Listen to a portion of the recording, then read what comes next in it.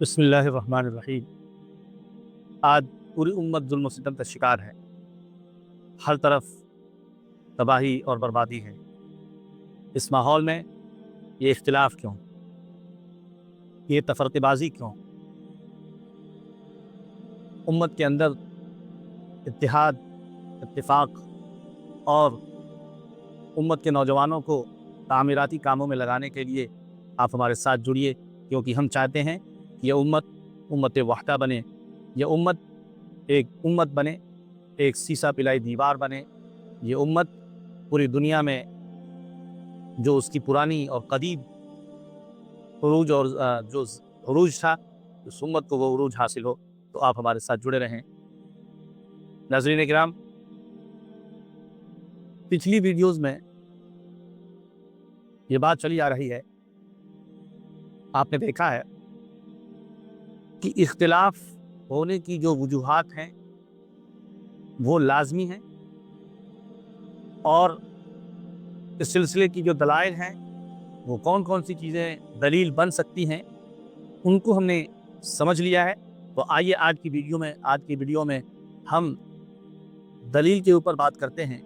एक ऐसी चीज़ पर बात करना चाहेंगे कि जो उमूमन हमारे नौजवानों के सामने नहीं होती, या सो कॉल्ड स्कॉलर्स के सामने नहीं होती, या उन लोगों के सामने नहीं होती जो दीन के बारे में गुफ्तगू करते हैं, इस्लाम के बारे में लबकुशाई करते हैं, दीन के बारे में अपनी ख्यालात का इजहार करते हैं, लेकिन उनके सामने वो चीज़ नहीं होती जो होनी चाहिए।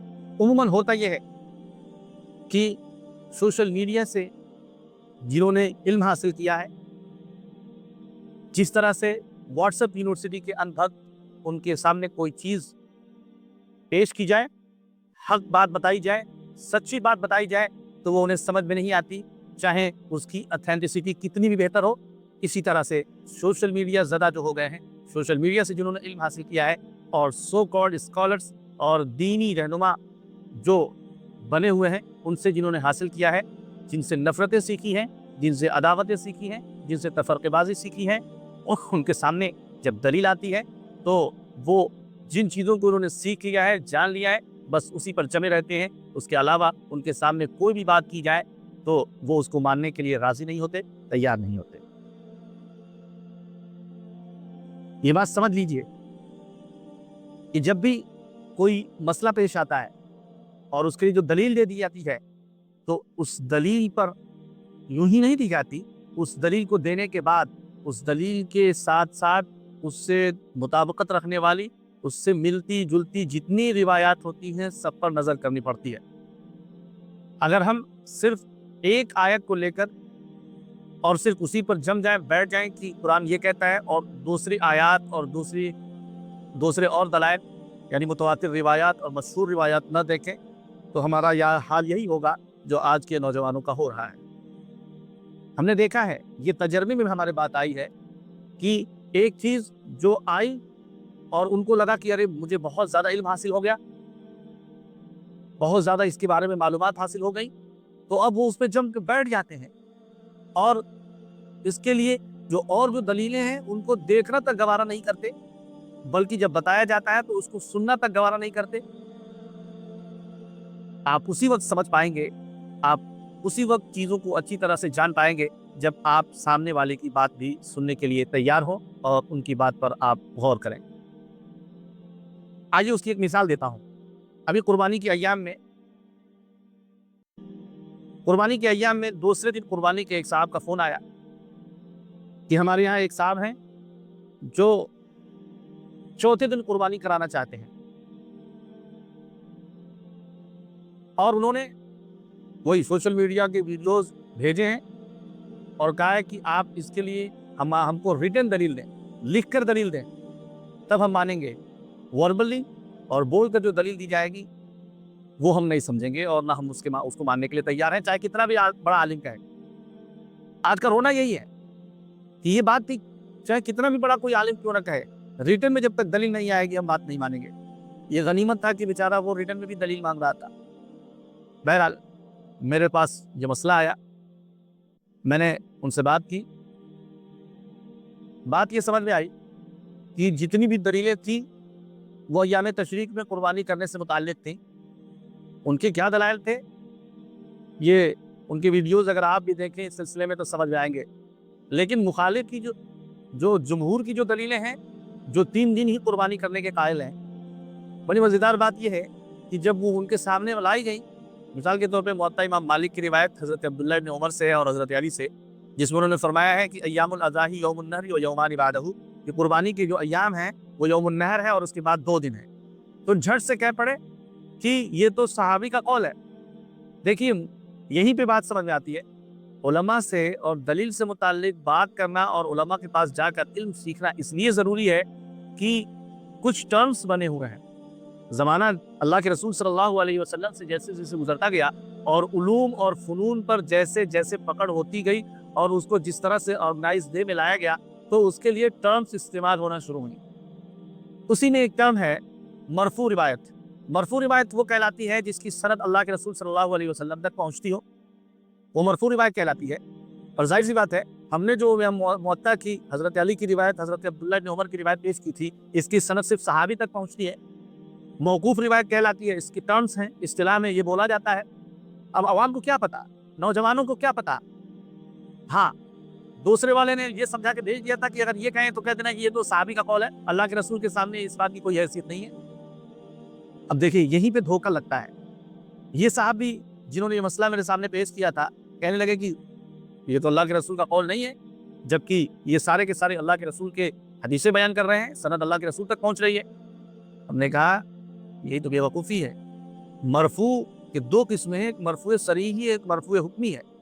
मरफू सरीह उसको कहते हैं जिसमें रिवायत की सनद अल्लाह के रसूल तक पहुँच जाए, और हुक्मी उसको कहते हैं कि रिवायत की सनद तो सहाबी तक पहुँच रही है, लेकिन वो सहाबी ऐसी बात कह रहा है जो वो अपनी तरफ से नहीं कह सकता। यहाँ ऐसा ही है, कुर्बानी के अय्याम को 3 दिन में मुनहसर कर देना, ये इसका हक सिर्फ और सिर्फ या तो कुरान कर सकता है या अल्लाह के रसूल कर सकते हैं, कोई और नहीं कर सकता। और जब सहाबी ये बात कह रहा है तो इसका मतलब ये है कि उसने अल्लाह के रसूल से सुना है, और ये उसूल हदीस का मुत्तफ़िक़ा ज़ाब्ता है। और जितने भी अहले इल्म हैं वो जानते हैं कि ये टर्म इसी के साथ इस्तेमाल होती है कि मरफू हुक्मी उसी को कहते हैं जिसमें सहाबी वो बात करे जो वो अपने इज्तिहाद से नहीं कह सकता, या कोई भी ऐसी बात बताए जो अक्ल दिमाग जिसको अपील नहीं करते। यहाँ ऐसी ही बात है, ताहीन कि 3 ही दिन कुर्बानी के हैं, ये अगर हज़रत अली ने या हज़रत अब्दुल्लाह इब्न उमर ने बयान किया है तो इसका मतलब ये है कि ये मरफू हुक्मी है, ये अल्लाह के रसूल की बात है जो उन्होंने सुनी है और उसको सुनने के बाद बयान की है। तो देखिए, इतनी छोटी सी बात थी, और फिर मैंने ज़ुबैर अली ज़ई और इसहाक भट्टी साहब के वीडियोज़ उन्हें भेज दिए हमने, जिसमें उन्होंने बाकायदा साबित किया था कि जो अहले सुन्नत वल जमात के यहाँ कुर्बानी के जो अय्याम 3 दिन हैं, वही जमहूर की राय है और वही सही राय है। लेकिन इसके बावजूद अगर जमे रहना हो, जमे रहिए। यानी 3 दिन कुर्बानी के अय्याम मुतय्यन है, चौथे दिन का जो इख्तिलाफ है, तो आप उसी में कुर्बानी कराना क्यों चाहते हैं? तब उनकी बात समझ में आई, और जब ये मैंने बात रखी कि ये जो टर्म है, ये टर्म देखिए आप नहीं जानते हैं, झट से इन्होंने कह दिया कि ये सहाबी का कौल है। हालांकि मैं कह रहा हूँ कि सहाबी का कौल नहीं है, बल्कि अल्लाह के रसूल की बात है।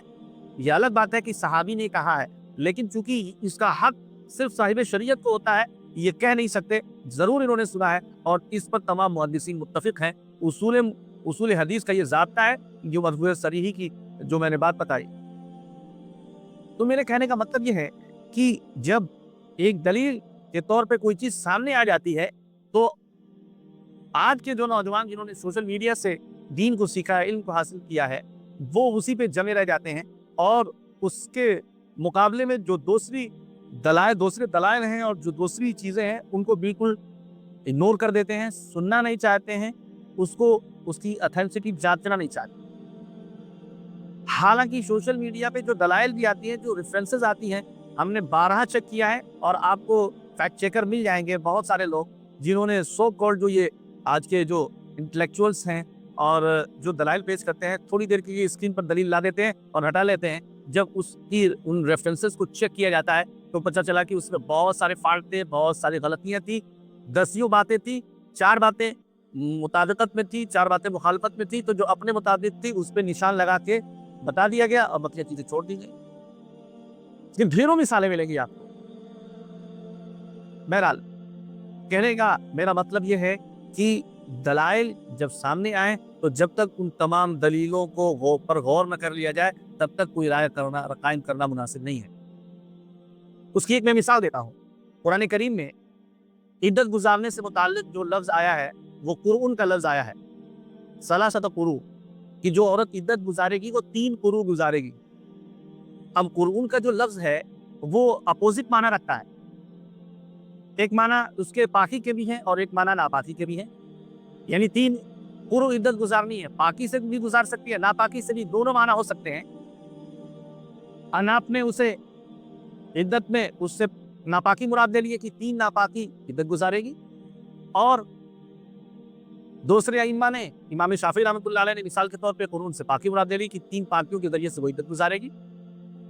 तो देखिए, दोनों ने लिया, दलील को सामने रखा और फिर इस दलील के लिए उन्होंने कुरान करीम की इस आयत के लिए अहादीस को चेक किया, तमाम अहादीस और उस वक्त की चीज़ों को सामने रखकर, और फिर इसमें ये नहीं, सिर्फ यही नहीं बल्कि और भी गौर फिक्र करने के बाद अपने अपने हिसाब से उन्होंने बातें रखी। तो दलील के सिलसिले में जब एक बात आ जाती है तो उसी पे अड़ जाना कि बस यही एक दलील है और दूसरे की दलीलों को सुनना ही नहीं, दूसरे की दलीलों को मानना ही नहीं, ये अच्छी बात नहीं है। आप तमाम ये जो फुक़हाए अरबा है ख़ास तौर से, जब इनके दलाइल को देखेंगे तो इन्होंने अपनी दलीलों के साथ साथ दूसरों के दलीलों का भी जायज़ा लेते हैं, और जायज़ा लेने के बाद तब एक बात को तरजीह देते हैं। मैं इस सिलसिले में एक इस्तिक़बाल क़िबला और इस्तिदबार क़िबला की मिसाल पेश करना चाहूँगा। इस्तिंजा करते वक्त क़िबले की तरफ मुँह करना कैसा है, ये एक मसला है। ज़रा इस पे गौर कीजिएगा। जब अपना अनाप ने कहा कि, मिसाल के तौर पे अनाप ने कहा कि क़िबले की तरफ न मुँह कर सकते हैं न पीठ कर सकते हैं। दीगर लोगों ने कहा कि पीठ कर सकते हैं, मुंह नहीं कर सकते, वो भी जब इमारत के अंदर हो, खुली जगह में मुंह भी नहीं कर सकते और पीठ भी नहीं कर सकते किबला की तरफ, मकरूह तहरीमी है। अब दलाइल क्या है इनके? तो जिन्होंने ये कहा कि कहीं भी किबले की तरफ मुंह करना और पीठ करना जायज़ नहीं है, उन्होंने दलील हज़रत अबू अय्यूब अंसारी रज़ियल्लाहु ताला अन्हु की दलील रिवायत को बनाया, जिसमें जब वो शाम फतेह हुआ और जब वहाँ गए तो वहाँ जाने के बाद उन्होंने, चूंकि ईसाइयों का वो गढ़ था, ईसाइयों ने सारी इमारतें बनाई थी, फौज ने जब कब्जा किया तो वहीं रहना शुरू किया, तो वहाँ के वॉशरूम में ये लोग जब गए तो देखा कि रुख काबे की तरफ है। तो उस मौके पर इन्हों को बड़ा बुरा लगा और ये ऐसे बैठते थे कि देखने में लगे कि ये बैठे किबले की तरफ, लेकिन वो रुख फेर लेते थे और फिर वहां से निकलने के बाद इस्तिग़फ़ार भी करते थे। ये रिवायत उन्होंने सामने रखी। दूसरे लोगों की जो दलील है वो हज़रत जाबिर इब्न अब्दुल्ला की रिवायत है, जिसमें है कि मैंने अल्लाह के रसूल की वफ़ात से 1 साल पहले उन्हें किबले की तरफ इस्तिंजा करते हुए देखा।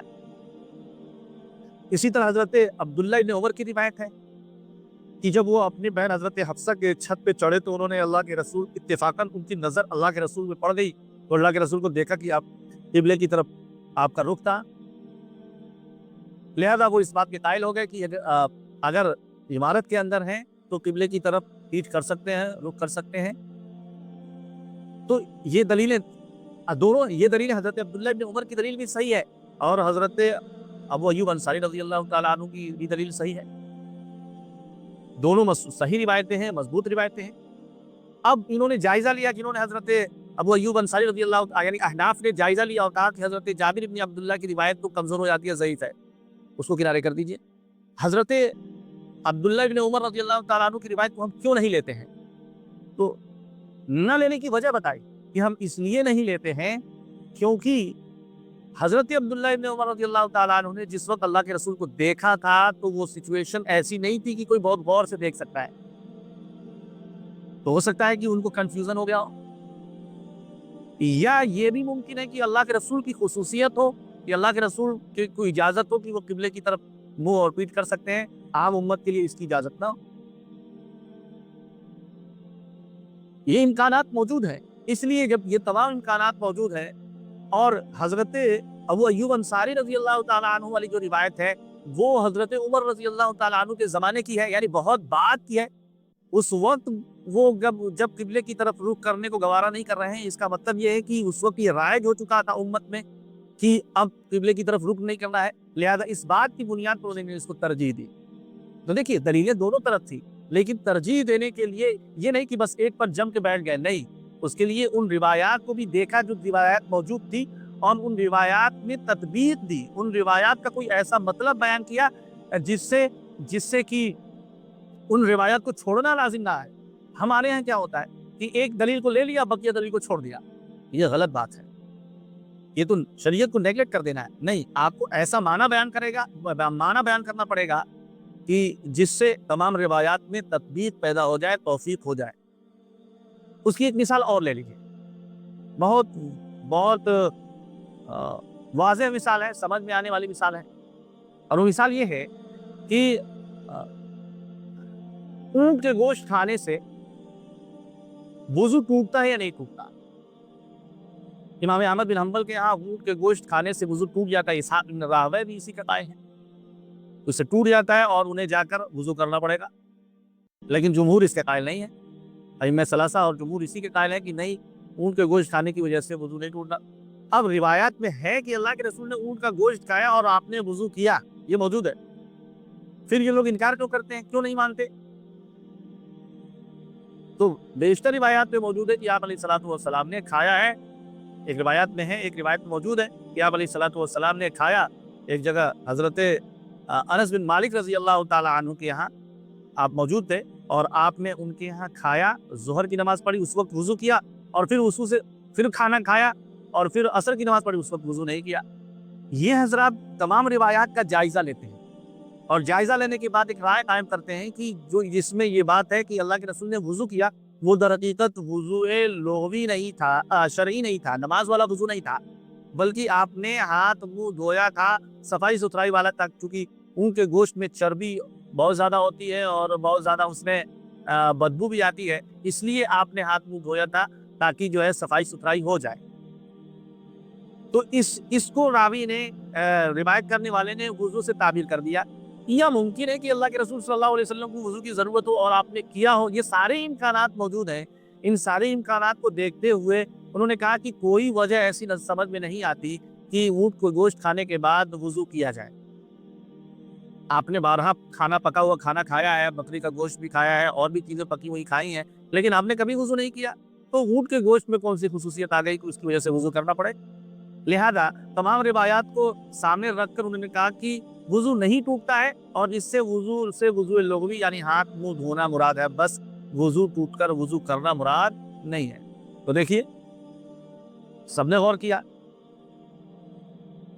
اچھا، تو ان تمام چیزوں سے یہ بات سمجھ لینی چاہیے ہمارے نوجوانوں کو کہ شریعت میں دینی علوم کے اندر بہت سارے ٹرمز ہوتے ہیں، اور انشاءاللہ ہم اس پہ بات بھی کریں گے۔ تفسیر کرنا ہو تو اس کے لیے بھی ٹرمز ہیں، جیسے کہ مثال کے طور پہ بہت فیمس ایک ٹرم ہے کہ العبرۃ لعموم اللفظ لا لخصوص المورد، کہ اعتبار عام لفظوں کا ہوگا، خاص مورد کا نہیں ہوگا۔ مثال کے طور پہ اس کی مثال میں دے رہا ہوں، جیسے کہ قرآن کریم میں لا یمسہ الا المطہرون آیا ہے، فرشتوں سے متعلق آیا ہے کہ قرآن کریم کو پاک لوگ ہی چھو سکتے ہیں، چھوتے ہیں، یعنی یہ فرشتوں کے ضمن میں آیا ہے، فرشتے ہی مراد ہے یہاں، لیکن اگرچہ یہ مورد خاص ہے، فرشتوں کے ضمن میں ذکر کیا گیا ہے، لیکن اس حکم کو عام کر دیا گیا ہے، اور تمام فقہاء اس بات پر متفق ہیں کہ قرآن کریم چھونے کے لیے وضو کرنا اور پاکی حاصل کرنا ضروری ہے۔ تو یہ اس کی مثال ہے کہ العبرۃ لعموم اللفظ لا لخصوص المورد، اس کی میں نے ایک مثال دی۔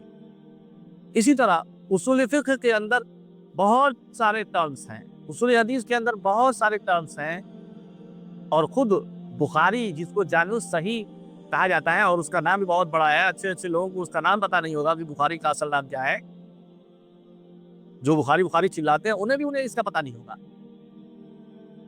لیکن بخاری کو جامع کہا جاتا ہے، یہ جامع ایک ٹرم ہے۔ جامع کیوں کہا جاتا ہے بخاری کو؟ جامع اس حدیث کی کتاب کو کہا جاتا ہے جس کے اندر 8 مضامین آتی ہوں، 8 मजमून जिस किताब के अंदर, जिस हदीस की किताब के अंदर बयान किए जाएंगे, उस किताब को जामे कहा जाएगा, जिसमें जो है फिक्र है, तफसीर है, सीरत है, मगाजी हैं, अदब है, इस तरह के 8 मज़ामीन हैं जिन पर जब मुश्तमिल हो तो जामे कहा जाएगा, वरना उस किताब को जामे नहीं कहा जाएगा। सुनन तिरमिजी को सुनन क्यों कहा गया? अबू दाऊद को भी सुनन कहा गया, इब्न माजा को भी सुनन कहा गया। अब जो सिहाह सित्ता रटे रहते हैं, अगर हम उनसे पूछ लें कि इन्हें सुनन क्यों कहा जाता है तो नहीं पता होगा। हालांकि सुनन एक टर्म है। सुनन उन किताबों को कहा जाता है जिन किताबों के अंदर फिक़ही तरतीब पर रिवायात को बयान किया गया, बाकी के मसाइल, नमाज के मसाइल, उसके बाद रोज़े के मसाइल, ज़कात के मसाइल, इस तरह से जो मसाइल की तरतीब पर जो हदीस की किताब लिखी गई हैं वो सुनन कहलाती हैं।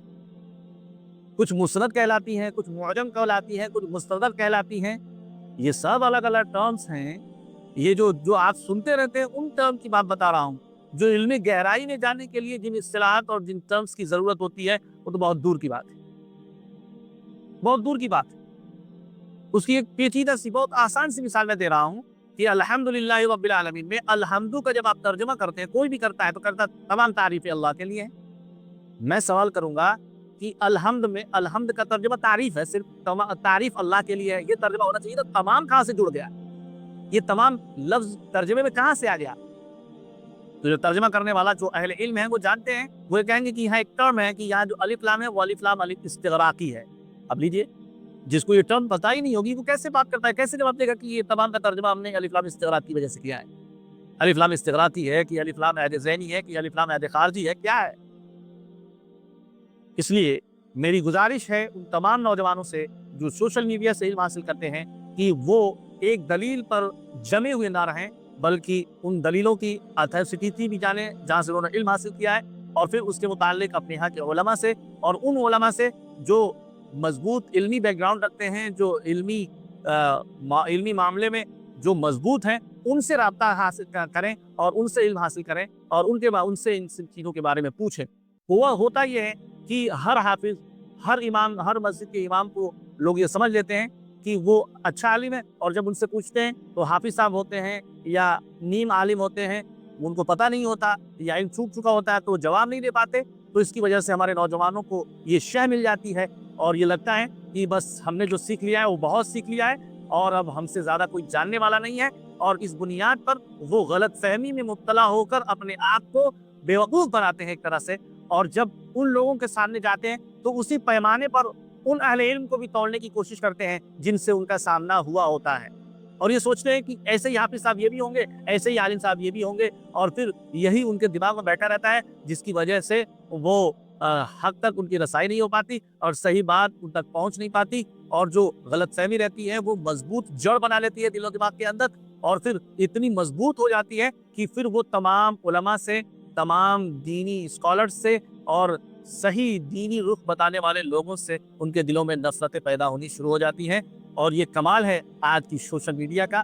अल्लाह ताला इस दज्जाली फितने से हम सब की हिफाजत करे। हमारे नौजवान अच्छे से समझ लें कि सिर्फ एक दलील सुन के किसी एक आयत, किसी एक हदीस, उसी पे तकिया ना करें, बल्कि उसके लिए और दलाइल को जानने के लिए अपने मकामी उलमा से राब्ता करें और फिर दीन को सीखने की कोशिश करें। अल्लाह ताला हम सबको सही समझ अता फरमाए। आमीन।